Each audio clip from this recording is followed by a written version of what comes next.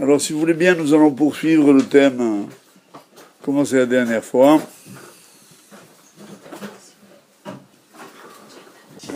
Attends, par contre, je vais enlever mon chapeau.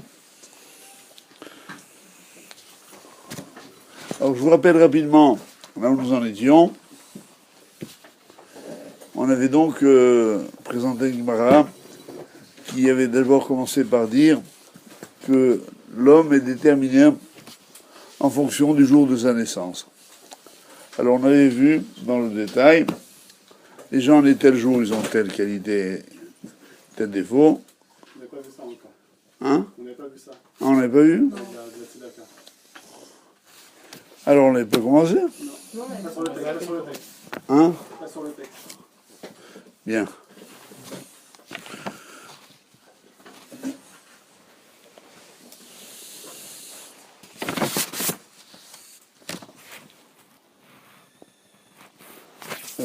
On l'aura distribué.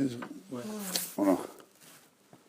Voilà à peu près là où ça s'élargit, une demi-douzaine de lignes. Ktiv, à Pinkassé, des Rabbi Yoshua ben Levi. Alors, Gemara commence à citer un Rav qui s'appelait Rabbi Yoshua ben Levi. Un Rav d'ailleurs au demeurant fascinant. On dit de lui, dans une autre Gemara dans Sanhedrin, page 97, qu'il était coutumier des visites de Eliyahu Hanavi.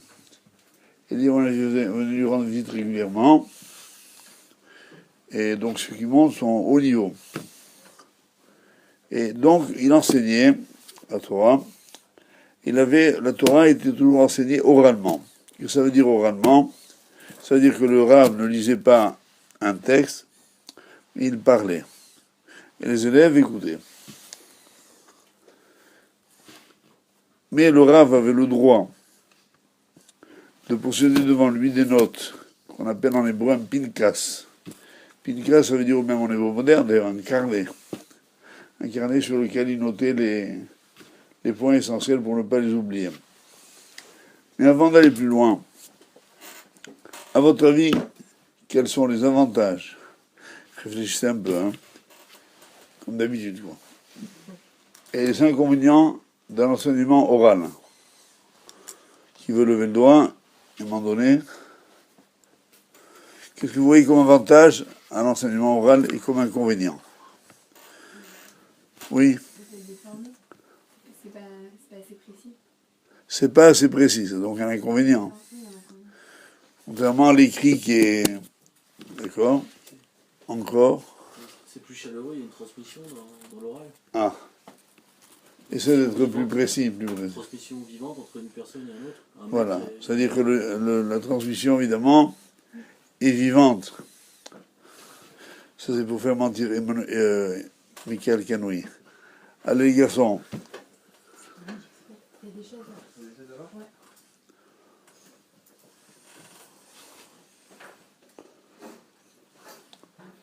Je me suis pas rasé la touffe, je sais. Nous allons éviter les sujets qui fâchent. C'est bon, vous allez trouver vous asseoir? Donc, on vient de commencer parce qu'on vous attendait. J'attendais que vous répondiez, mais on est en retard. J'imagine que vous avez de bonnes raisons.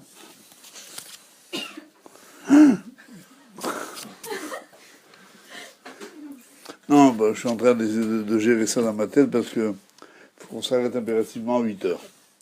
Il y a l'office qui suit. Les offices, puis après j'ai encore un autre cours. Donc, on était en train de dire que le Rav, à l'époque d'Agmara, enseignait toujours oralement. Ce qui m'a fait poser une question aux brillants élèves se trouvant dans cette salle. Quels sont les avantages et les inconvénients de l'enseignement oral? Alors, mademoiselle a trouvé déjà un inconvénient, c'est l'imprécision. L'oral est plus flou, fluctuant que l'écrit. Et lui, toi, il a trouvé un avantage, c'est la chaleur de la transmission, le contact humain. Qu'est-ce que vous voyez d'autre comme remarque à faire sur l'enseignement oral? Quoi? Comme un inconvénient, ça s'oublie. Ça s'oublie. Oui, Bon, c'est-à-dire qu'il n'y a pas de traces. oui. Ouais. Ensuite, qu'est-ce que tu dirais, toi? Non, non, tiens, un petit air malicieux qui prouve que tu as quelque chose à dire. Ah, tu réfléchis. Alors, on n'est pas sorti d'auberge, hein. Ouais, ça y est, voilà, on a le minyan. Non, non, toi. Il se retourne voir de qui on parle. Ah, pour un avantage, ça peut être justement que c'est réservé à une certaine catégorie de gens. Et que ça Ah, pas mal, pas mal. Bonjour, mademoiselle. Vous êtes des touristes ou bien vous voulez assister au cours, là?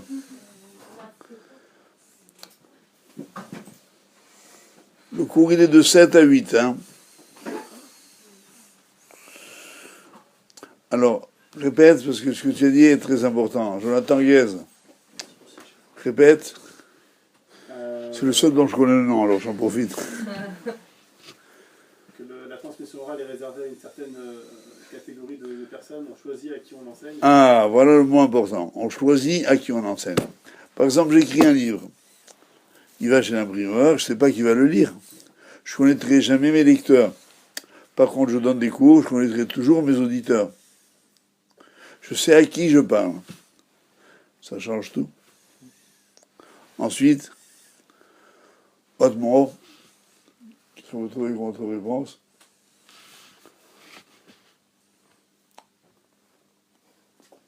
Tu réfléchis aussi?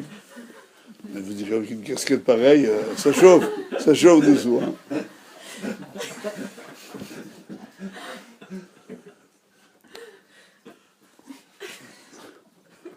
Avec une touffe pareille aussi, c'est...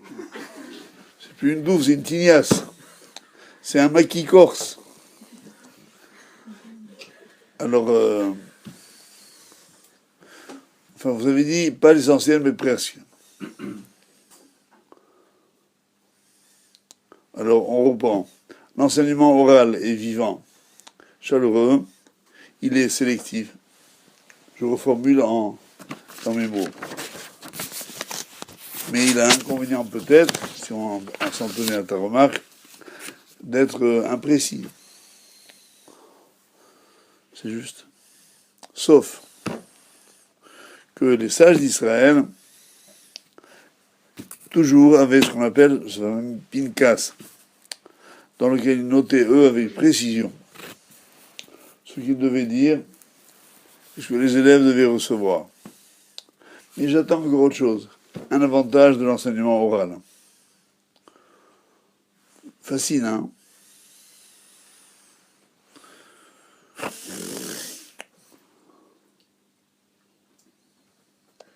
Dans la relation maître à élève.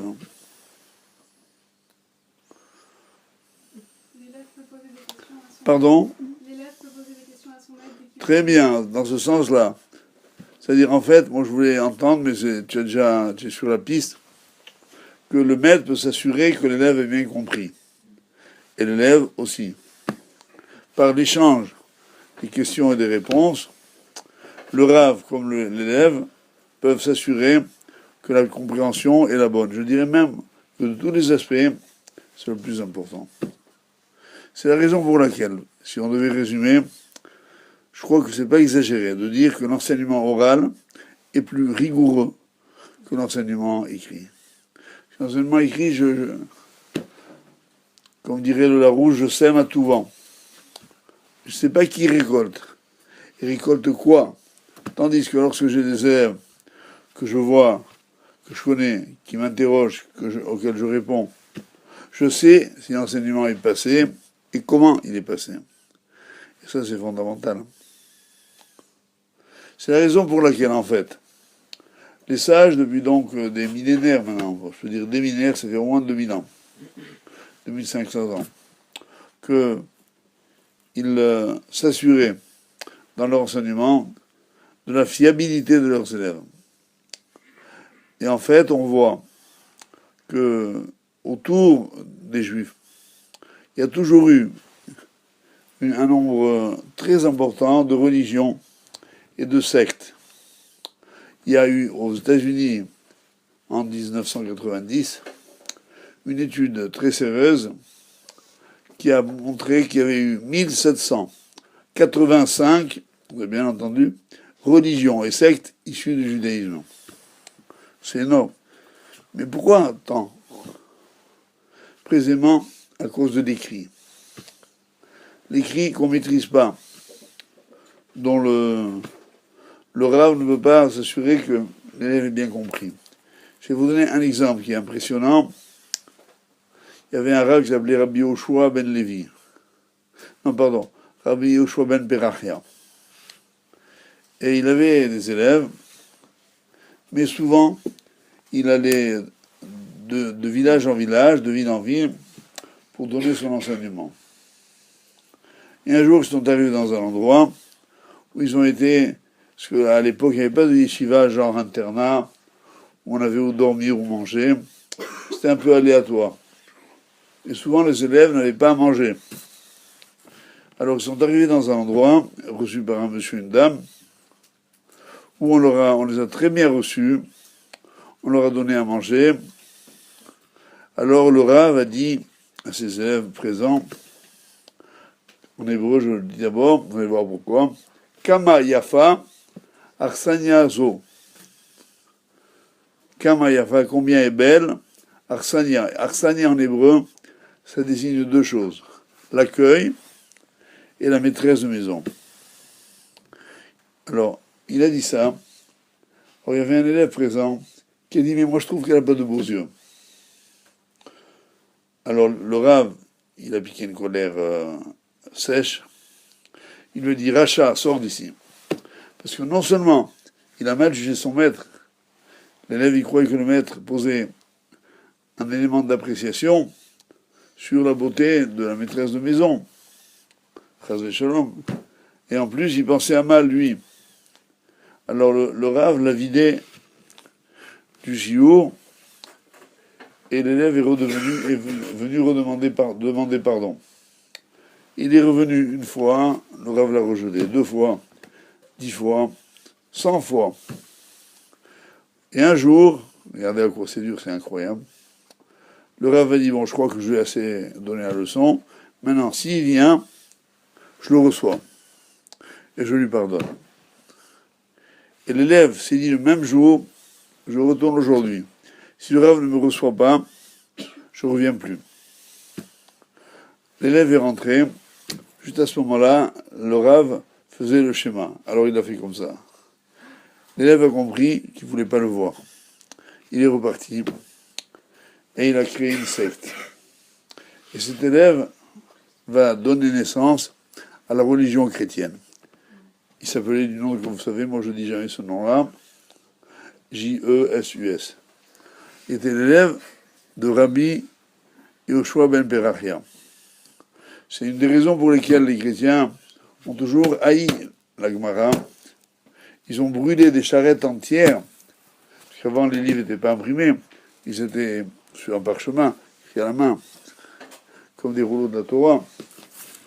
Et ils les ont brûlés parce qu'ils estimaient qu'il y avait marqué dedans une insulte à leur fondateur, alors ceux qui prenaient pour un dieu, qui en fait, d'après la Torah, n'était pas du tout, non seulement pas un dieu, ni un demi-dieu, ni un quart de dieu, ni un dixième de dieu, mais un rachat, un obsédé. Et nous on le présente comme ça.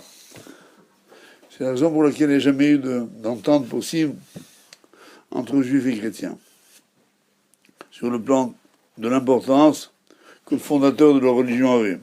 Mais pourquoi je cite cet épisode? Parce que il a permis au Rav, tout de suite, de situer l'élève.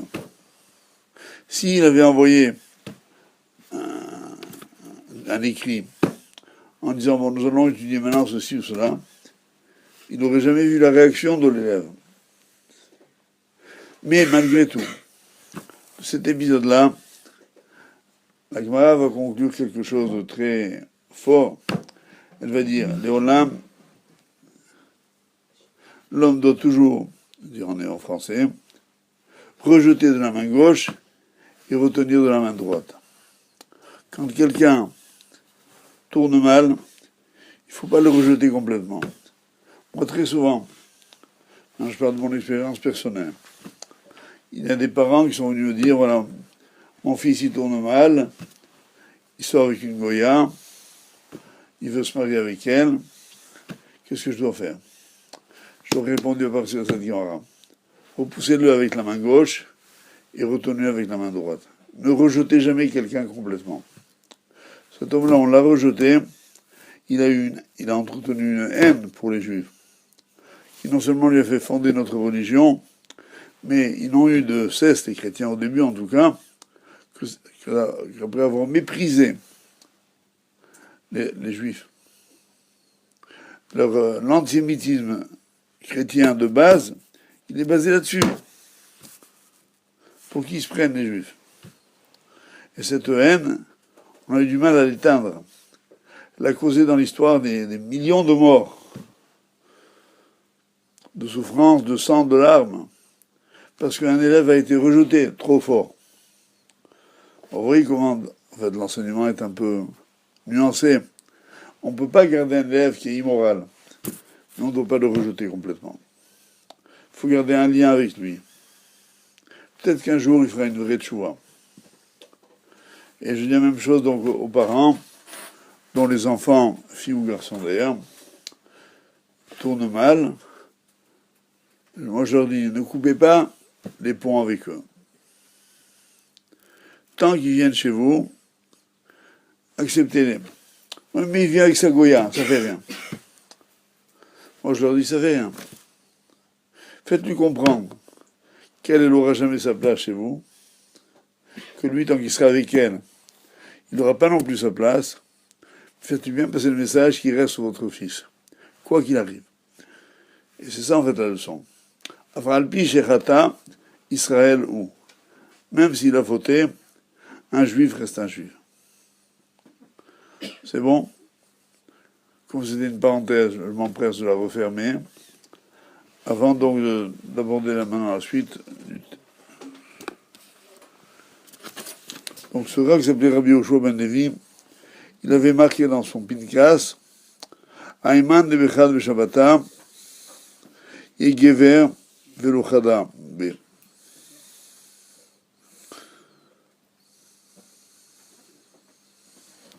Ce sera quelqu'un d'entier. Ceux qui sont nés le dimanche, premier jour de la semaine, sont chrétiens, sont des gens entiers. Il m'a dit ou tout pour le mal, ou tout pour le bien.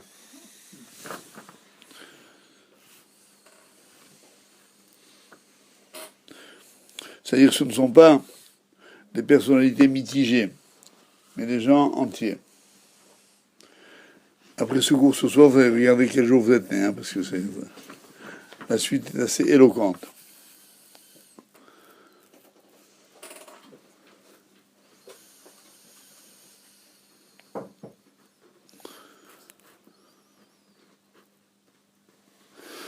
Et justement, la Gemara donne l'exemple de Ravashi, qui réagit et qui dit, mais moi je suis né un dimanche, et je me suis orienté vers la Torah, et je suis devenu un rave, un grand rave, et j'ai un ami qui est, lui, est né aussi un dimanche, qui est devenu un chef de bande de voyous.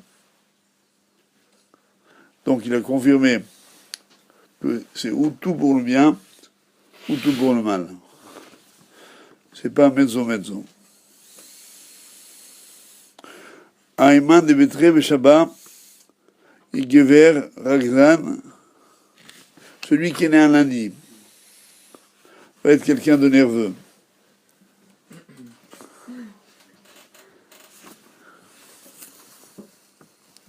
Pourquoi nerveux? Alors on a dit parce que c'est le jour où rien n'a été créé le lundi. Puis qu'est-ce qu'il y a eu? Hachem a séparé dans la création du monde les eaux d'en haut des eaux d'en bas. Donc c'est le jour de la machloket, de la coupure. Qu'est-ce qui dans la vie provoque les coupures? Les gens un peu emportés, nerveux. Ensuite,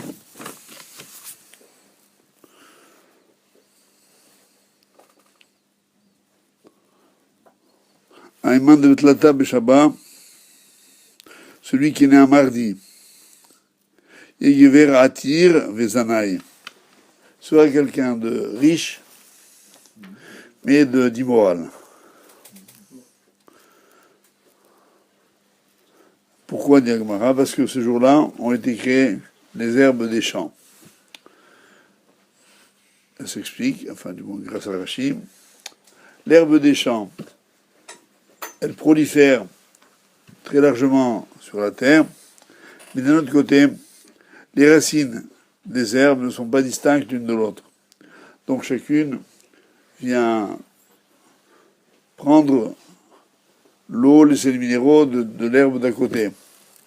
Comme Gaviachol, l'image de quelqu'un qui n'aurait pas qu'une femme, mais il va butiner à gauche et à droite. Ainsi seront les gens nés le mardi. Il a Gemara. Aïman de Be'arba Beshabbat, celui qui est né un mercredi, 4e jour de la semaine. Yegever Hakim Venahir, sera quelqu'un de sage et de lumineux.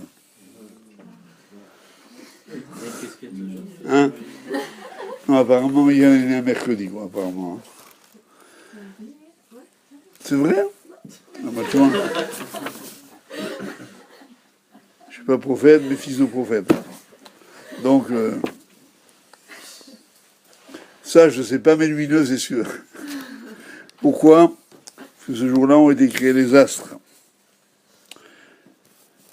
Les astres ont été créés, et puis il y a des astres aussi qui ont été créés.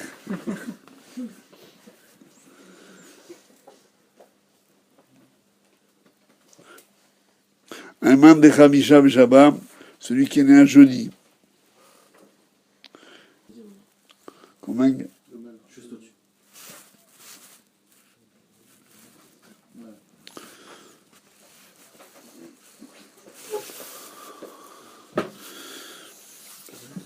Gever Chazran. Hein? Juste là. Ah, il sera quelqu'un qui aime faire du bien. Qui aime faire du bien, qui fait des Milud Hasadim.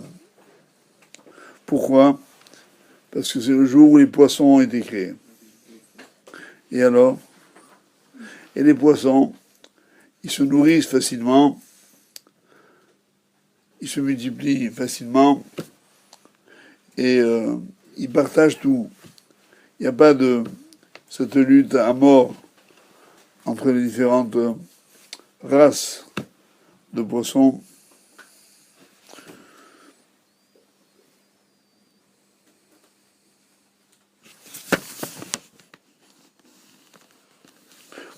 Aïman de Bemaale Beshabbat, celui qui est né un vendredi, et qui est Chazran,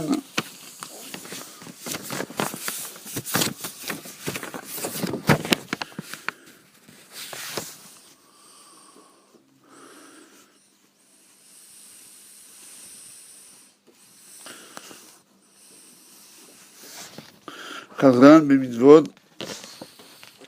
ce sera quelqu'un qui aimera les mitzvot. Chazran, ça veut dire il recherchera les mitzvot. De la même manière que le vendredi, il est tourné vers la préparation du Shabbat. Ainsi, sa vie à cet homme-là va être orientée vers la recherche permanente des mitzvot.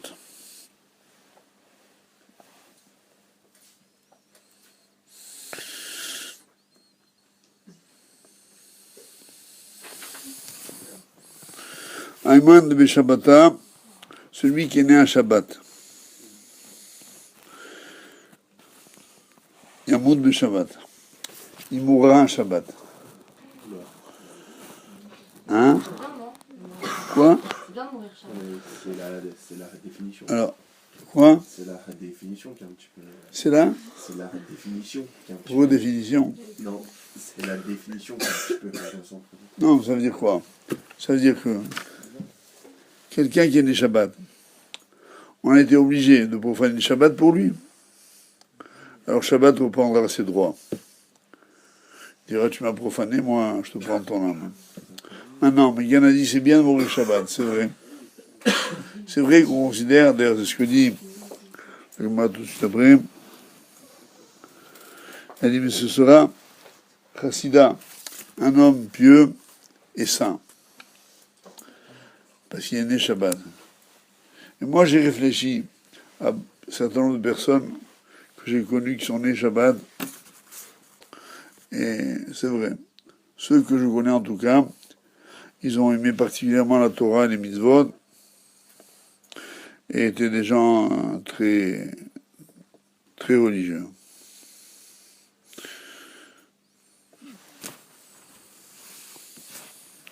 Alors là-dessus,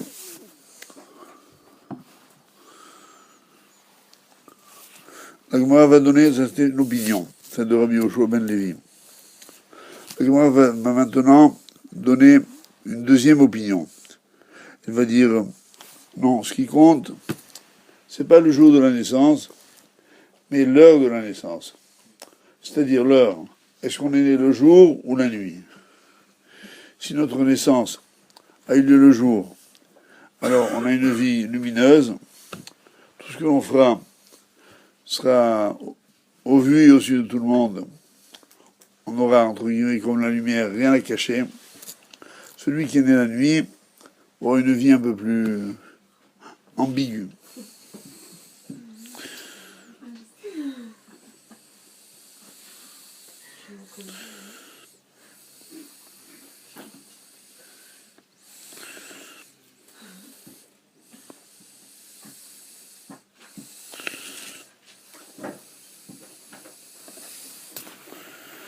Alors ensuite, la Gemara va passer à une autre analyse. Elle va dire, il n'y a pas que ça qui compte. Ce qui compte, c'est le signe du zodiaque dans lequel on est né. Bon, comme la Gemara est un peu longue, je vais juste citer un exemple. Elle dit, par exemple, les gens qui sont nés sous le signe de Mars, la planète Mars. Vous savez que dans le ciel, il y a donc des constellations qui, à tour de rôle, ça tourne comme une roue, occupent une partie de l'année et sont sous l'influence de certains astres. Quand on est sous l'influence de ces astres-là, donc Mars en l'occurrence, la Gemara dit, c'est quelqu'un qui va aimer le sang. Ou bien il sera un criminel, ou bien un chourette, ou bien un moël. Alors quand les parents ont un enfant qui est né à cette période-là, il vaut mieux tout de suite le prendre la mila ou la shrita.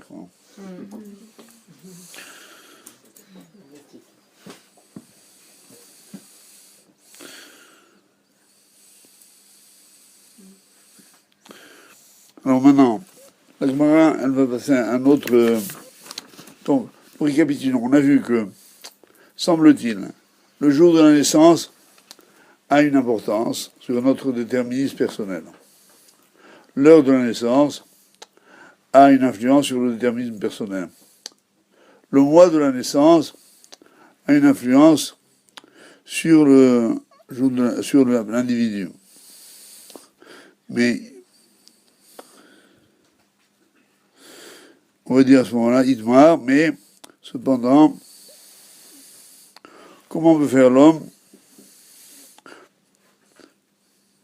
Donc le Mazal Garim, le Mazal existe. Alors moi, discute pas, elle dit oui, le Mazal existe. Mais elle ajoute ce mot extraordinaire. Elle dit En Mazal et Israël. C'est-à-dire, traduisez. Plus simple que ça, il n'y a pas. En Mazal, Israël. Il n'y a pas de déterminisme chez Il n'y a pas de déterminisme astral, Mazal, pour le peuple d'Israël. Pourquoi?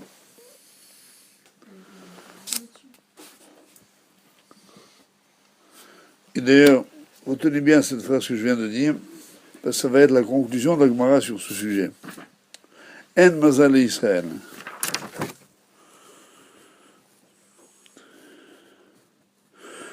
Pourtant, elle va après ajouter,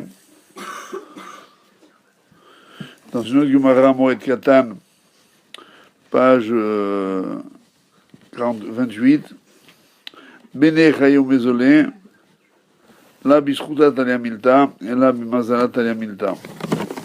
Elle dit, avoir des enfants, avoir une bonne parnassa, et vivre longtemps, ne dépend pas de notre mérite, mais du masala. Alors, il y a ou il n'y a pas de masala? Alors, elle répond, à l'idée des Zechut Gadol, par un mérite, on peut influencer le masala.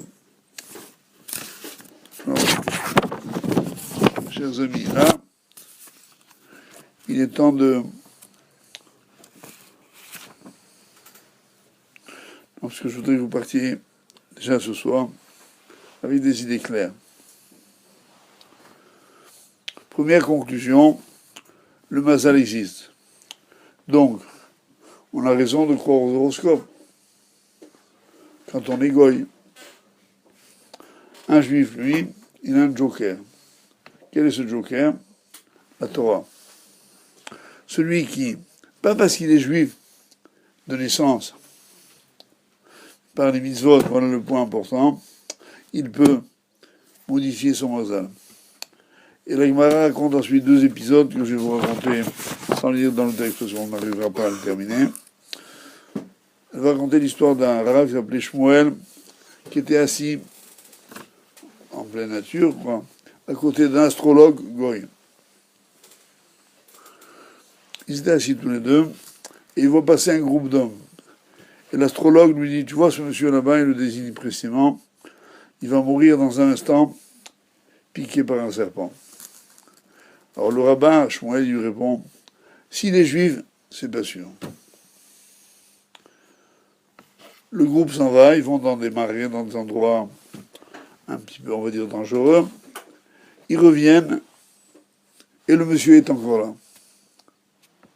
Alors le Rav, il est content. L'autre lui dit, viens ici. Il avait, ce monsieur-là, sur le dos, un sac, genre sac à dos. Il dit, soulève ton sac. Il soulève son sac et il voit dans la lanière du sac un serpent qui a eu la tête coupée au moment où on a mis son sac. Alors l'astrologue dit, tu vois, normalement il devait mourir. Moi j'ai vu clairement dans les astres qu'il devait mourir. Et je me dirais, bon, tu vois qu'il n'est pas mort? Alors Shmuel, maintenant lui demande, tu es juif? Ouais. Qu'est-ce que tu as fait aujourd'hui comme mitzvah? Le rêve demande.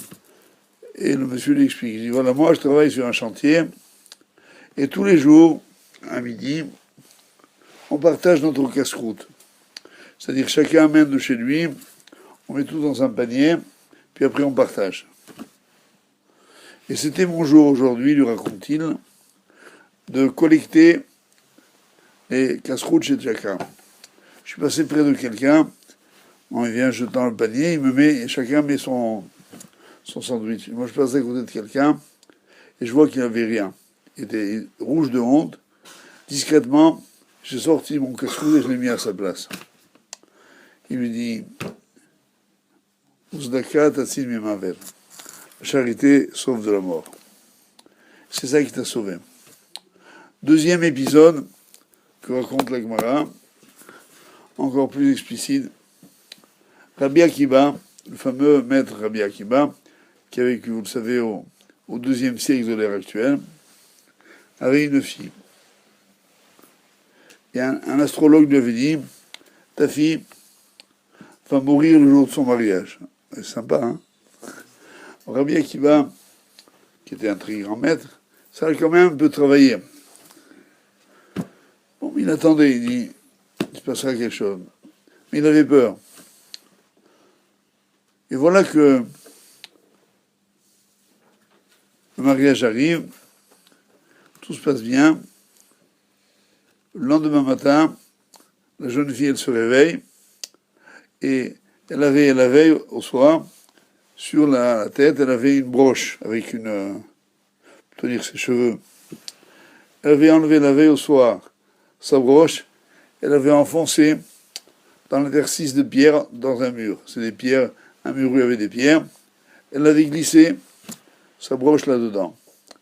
Le lendemain matin, en se réveillant, horreur, elle prend la broche et elle voit au bout de la broche un serpent mort qu'elle avait tué la veille, sans le savoir, en enlevant sa broche. Alors elle a été fortement choquée. Elle a parlé à son père. Elle dit, papa, voilà ce qui m'est arrivé hier soir en me mettant au lit, j'enlève ma broche, je la mets sur une pierre, entre deux pierres, je la retire ce matin, je vois un serpent qui, certainement, allait me faire un sort pas très joli. Rabbi Akiva a compris que sa fille venait d'échapper à la mort. Il lui dit, raconte-moi ce que tu as fait hier. Et la jeune femme dit, voilà, hier, après la choupa, il y a eu la réception, la fête battait son plein, et puis personne n'avait entendu, moi j'ai entendu frapper à la porte. Je vais, et je trouve une jeune fille en larmes. Je lui dis, qu'est-ce que tu as? Il me dit, voilà, je me marie demain, et j'ai pas le sou, j'ai rien. Tout simplement rien. Alors, sans dire à personne, j'ai pris la moitié de mes cadeaux et je lui ai donné. Et Rabbi Akiva lui dit, ce geste t'a sauvé la vie. Grâce à ça, tu n'es pas morte. Donc, qu'est-ce que nous pouvons conclure maintenant? Que le déterminisme existe, que Israël, en tant que peuple, échappe au déterminisme, non pas parce qu'ils sont juifs, mais parce que on a la Torah, les mitzvot, et que par là on obéit à la volonté de Hachem. Et qu'est-ce qui se passe alors? Qu'est-ce qui se passe? J'aimerais bien que vous terminiez ma phrase. Quand un juif obéit à Hachem, où il est dans ce panel qu'on a décrit, où on situe Hachem? Dans les astres, les machins, où? Au-dessus. Il y a un roi qui s'appelait le roi Salomon, qui a écrit un livre qu'on appelle Kohelet, l'Ecclésiaste, le livre de la sagesse. Le premier verset dit, il est célébrissime, En chadash tachat hashemesh. Je traduis, il n'y a rien de neuf sous le soleil. Vous avez sûrement entendu cette phrase un jour. Et puis nos sages, ce qu'ils disent dans la Gemara sur ce verset. Ils disent, c'est vrai, il n'y a rien de neuf sous le soleil, mais au-dessus du soleil, il y a du neuf. Ça veut dire, si le déterminisme joue sous les astres, c'est-à-dire si l'horoscope est vrai, pour quelqu'un qui vit sous l'influence astrale, on le nie pas, mais nous on dit, nous, en tant que juifs, l'avantage qu'on a une échelle qui nous permet de monter au-dessus du soleil. Dans un endroit où on ne dépend que de la volonté de Dieu, et lui, il peut tout changer. Il peut tout modifier. Voilà pourquoi, pour le peuple d'Israël, l'élément déterminant, c'est pas d'acheter l'horoscope, c'est d'acheter un sidour de tfila et de prier. Quand on prie Hachem, tout est possible. Un malade a été condamné par les médecins. Scène, hélas, quotidienne. Quelqu'un qui prie, qu'est-ce qu'il fait? Il déjoue le diagnostic des médecins. Non que les médecins se soient trompés, mais en s'adressant à Hachem, il s'adresse à celui qui guérit, celui qui fait naître et qui fait mourir. Donc, il ne faut pas se tromper de partition. En se mettant à ce niveau-là, on est, entre guillemets, assuré d'avoir une vie qui est en tout cas sereine, parce qu'on sait que tout va dépendre de Hachem, donc en partie de nous, puisque nous, par notre mérite, nos mitzvot, notre tfila, on peut s'adresser à Hachem et lui demander de faire en sorte que quelqu'un qui veut guérir, il demande à Hachem, envoie-moi la réfoua. Même si les médecins, leur diagnostic était implacable, les analyses étaient ce qu'elles sont, les scanners et autres étaient ce qu'ils sont, on peut déjouer tout ça. Et à ce sujet, j'en profite pour vous dire que j'envisage donc de donner le lundi 1er juillet un cours à Auch, le dernier de l'année, après une longue interruption. Et je donnerai sur ce thème, je pensais l'intituler comme ça, guérir à tout prix avec un point d'interrogation. C'est-à-dire, est-ce que pour guérir, on peut utiliser tous les moyens ou pas? Et si oui, quels moyens sont interdits et quels autres sont permis? Donc ce sera le thème de notre dernière conférence de l'année. Maintenant, pour revenir à notre petit noyau, il est 8h moins 2, donc dans 120 secondes, le cours s'interrompt. Je suis obligé parce qu'il y a une minuterie qui m'enlève le micro. En attendant, je vous remercie d'avoir été là ce soir et vous souhaiter beaucoup de bracha et aslacha.